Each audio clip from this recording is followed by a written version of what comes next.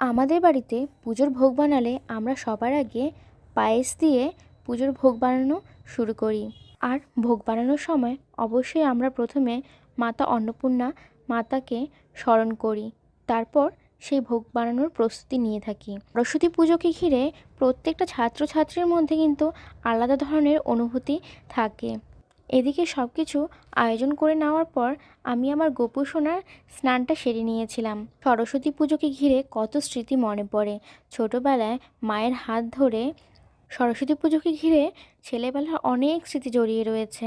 মায়ের হাত ধরে সেই স্কুলে যাওয়া, শাড়ি পরে গুটি গুটি পায়ে স্কুলে ম্যামদের সঙ্গে দেখা করা, কত মজারই না সেই দিনগুলি ছিল। সব বান্ধবীদের সঙ্গে দেখা হতো, সেখান থেকে আমরা আবার স্টুডিওতে ফটো তুলতে যেতাম।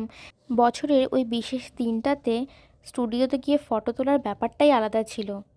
জীবনের সবথেকে সুন্দর মুহূর্ত ছিল সেগুলি। তবে হ্যাঁ, এবার কিন্তু অবশ্যই বলতে হয় আমার স্টুডেন্টরা আমাকে অনেক হেল্প করেছে। যেহেতু আমার এক্সাম চলছিল, তার জন্য আমি ওদেরকে বলেছিলাম এবার কিন্তু ডেকোরেশনের দায়িত্ব সম্পূর্ণ তোদের।